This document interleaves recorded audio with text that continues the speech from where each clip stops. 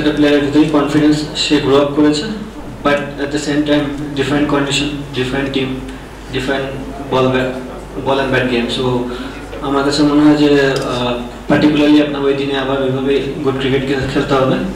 Confidence level আপনাকে সাহায্য করবে, but at the same time আপনার কনসেন্ট্রেট লেভেল কেমন আছে ওই জায়গাটা ধরে রাখার জন্য আমার মনে হয় ওইটা বেশি জরুরি হবে সামনের ম্যাচের জন্য।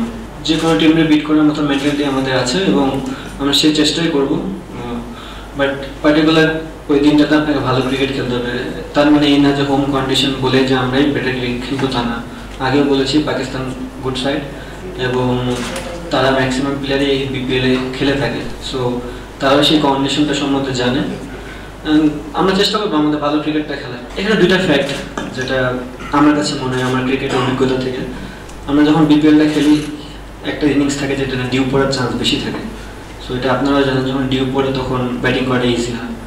আর বিপিএলে আমার মনে হয় না প্রত্যেকটা টিমে 5টা কোয়ালিটি অফ বলার থাকে, সো যে কারণে আমরা 2-1টা বলারকে ইউটিলাইজ করলে রানটা বেড়ে যায়। So but national team different জায়গা, আপনার প্রত্যেকটা টিমে 5-6টা ভালো কোয়ালিটি বলার থাকে। সো আমার মনে হয় হাই স্কোরিং না হলেও খেলাটা জমবে খুব। আমার কাছে মনে হয় বোথ সাইডই ইভেন্ট থাকবে। দেখা যাক পার্টিকুলার দিন পার্টিকুলার কন্ডিশনের উপরে আমরা বিবেচনা করব। আমাদের টিমের যে ব্রেঞ্চ স্ট্রেংথটা এখন আছে আমার মনে হয় সবাই ক্যাপাবল ওই জায়গাটায় খেলার মতো, এবং আমরা ম্যান ম্যানেজমেন্ট ডিপেন্ড করবো যে কোন সময় কাকে খেলানো যায় এবং আমরা চেষ্টা করবো ওইভাবে খেলানোর। না, জিনিসটা তেমন না, প্রত্যেকটা সিরিজই খুবই ইম্পর্টেন্ট। অ্যাজ এ ক্যাপ্টেন বলেন, অ্যাজ এ ব্যাটসম্যান, আমি যখন ব্যাটিংয়ে যাই তখন তো আমি ক্যাপ্টেন থাকি না, আমি ব্যাটসম্যান থাকি। সো আমার কাজ রোল হচ্ছে ব্যাটিং করা এবং ব্যাটিংয়ে রান দেওয়া প্রত্যেকটা গেমে, তাই আমার চিন্তাধারা থাকে এবং এটা আমি যতদিন ক্রিকেট খেলবো চেষ্টা করবো যদি আমি ক্যাপ্টেন ভবিষ্যতে থাকি এভাবে চেষ্টা করে যাবো যে অ্যাজ এ ব্যাটসম্যানের রোলটা প্লে করার জন্য। বাট জিনিস হচ্ছে যে ফিউচার অতটা দেখাটা ঠিক না এই মুহূর্তে, because Asia cup world cup এখন অনেক দূর। আমার মনে হয় পার্টিকুলার যে টাইমটা যে সিরিজগুলো আমরা খেলি, যেহেতু শ্রীলঙ্কা আমাদের একটা ভালো সিরিজ গেছে ওভারঅল ফুল টিমের, আমরা চেষ্টা করবো এই কনফিডেন্সটার জন্য ফুল টিমে আবার ধরে রাখতে পারি মিরপুরেও। দেন বাদ বাকি আমাদের হাতে সময় থাকবে, ক্যাম্প করবো আমরা, আবার নেক্সট কোনো সিরিজ খেলবো, দেন আলাদা একটা প্ল্যানিংয়ে যাবো। অবভিয়াসলি আমাদের একটা প্ল্যানিং তো আছে যে আমরা ওয়ার্ল্ড কাপ খেলতে যাবো, বিগ ইভেন্ট, তার আগে এশিয়া কাপ আছে। বাট তার আগে যে কিছু জিনিস যে মানে আপনি এক ধাপে তো 10 তলায় উঠতে পারবেন না, 1-2-3 করে আগাতে হবে। তো আমাদের এই ধাপগুলো হচ্ছে এই জায়গায় আমরা চেষ্টা করবো এখানে ফুলফিল করার জন্য। আপনার সাথে আমি একমত যে অনেক প্লেয়ারেরই কেরিয়ার অনেকটা নিচু হয়ে গেছে যে ব্যাটসম্যান। আমি যদি বলার হতাম হয়তো আমার কেরিয়ারটা একটু বিল্ড আপ হতো ওখানে ওই উইকেটে খেলে। অবভিয়াসলি বাংলাদেশ টিম ওখানে ডেভেলপ করছে, ওই সিরিজ জিতছে, এটা একটা বিশাল plus point. But at the same time ব্যাটসম্যানদের জন্য একটু খারাপ ছিল। আমার মনে হয় না এখন এই মুহূর্তে ওই জিনিসটা আবার রিপিট হবে কিনা, বাট উইকেট লুক গুড যে একটা ইভেন্ট গেম হবে। আমার কাছে মনে হয় না যে প্রফেশনাল প্লেয়ার আপনার মেন্টালি ডাউন হওয়ার কোনো চান্স এখানে আমি দেখি না। হ্যাঁ, আপনার এটাও বুঝতে হবে আপনি যে কোনো প্লেয়ারই যখন বাংলাদেশ টিমে ঢুকবে ডোমেস্টিকে রান করে ঢুকবে, বাট আপনি যার জায়গাটা নেবেন, যার জায়গাটা খেলবেন, সে তো ন্যাশনাল টিম খেলতেছে এবং প্রুভেন। সো তার জায়গায় আসতে গেলেও আপনাকে এরকম সিচুয়েশন পার করে আসতে হবে। যেমন আপনি বললেন যে যাকে ইনজুর থাকার কারণে সে খেলতে পারেনি, যাকে যদি ইনজুর না থাকতো না আমি খেলতেও না। তো জিনিসগুলো এখনও তারও অনেক সময় আছে, অপরচুনিটি আসবে, যদি অপরচুনিটি আসে সে চেষ্টা করবে 100% দেওয়ার। আমি বিলিভ করি নাইমের সেই ক্যাপাবিলিটি আছে, নাইম ওটা গ্র্যাব করতে পারবে। চেষ্টার তো কখনো কমতে থাকবে না, শুধু দুইটা কেন, যদি ব্যাক টু ব্যাক অনেকগুলো সিরিজও হয় আমাদের একই মাইন্ডসেট থাকবে, একই গোল থাকবে, সিরিজ জিতা। বাট পার্টিকুলার ডে আমি বললাম যে আমাদের ভালো ক্রিকেটটা খেলতে হবে। শ্রীলঙ্কায় 2 দিন আগে যেটা ঘটে গেছে এটা পাস্ট।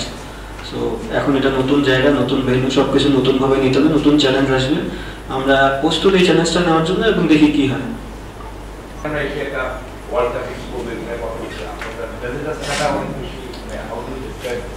প্রেজেন্টও তো আমি আছি, আপনারা নেই। আমি তো প্রেজেন্টের মধ্যে খাড়া আছি। আপনারা যদি আমাকে প্রেজেন্ট নিয়ে প্রশ্ন করেন আমি প্রেজেন্ট নিয়ে অ্যান্সার দেবো। হ্যাঁ, এখন প্রেজেন্টে আছে। সামনে যেহেতু নেক্সট আগামীকালকে খেলা, তো ভবিষ্যৎ চিন্তা করবো কিভাবে 6 মাস করে কি হবে। শেষ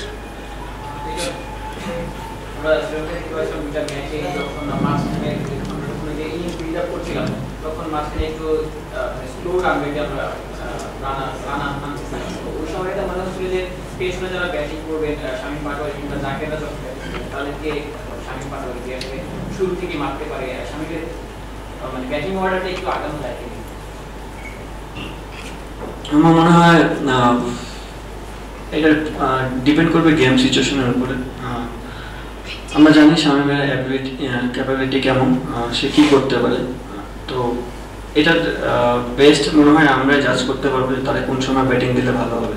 আমার একটা কোশ্চেন ছিল শামীম কি মিরাজের বা ওই জায়গায় কি আগে আসে? বললে তো অনেক কিছুই করা যায়। আমি ঋষাদ্র উপরে ওপেন পাঠাই দেবো, পাঠাতে তো অনেকজনেরই পারবো, বাট পার্টিকুলারলি যে জায়গার প্লেয়ার সেখানে খেলাটা ভালো। ক্যাপ্টেন, দেখলাম এখানে আসার আগে দেখেন এই মুহূর্তে জিনিসটা খুবই চ্যালেঞ্জিং যারা উইকেট বানাচ্ছে তাদের জন্য। ওয়েদারের হাতে তো আমাদের কারো কন্ট্রোল নেই। আপনি যদি দেখেন লাস্ট 3-4 দিন ধরে টানা বৃষ্টি হয়েছে, তো যে মানুষটা পরিশ্রম করে উইকেট আপনাকে রেডি করে দেবে সেই মানুষটার হাতে ওই সময়টা ছিল না যে প্রিপেয়ার করবে। সো এই মুহূর্তে আমাদের আসলে উইকেট নিয়ে ভাবার কিছু নেই। উইকেট পাকিস্তানের জন্য যা থাকবে বাংলাদেশ টিমের জন্য সেম উইকেট থাকবে। সো আমরা কতটা উইকেটটাকে রিড করে বেটার ক্রিকেট খেলতে পারি, এটা হচ্ছে বড় জিনিস। বান্ডেল থাকলে প্রতি সেনমানিতে টাকা বাঁচবে। বিকাশ সেনমানি বান্ডেল কিনে জিতুন প্রতি লেনদেনে।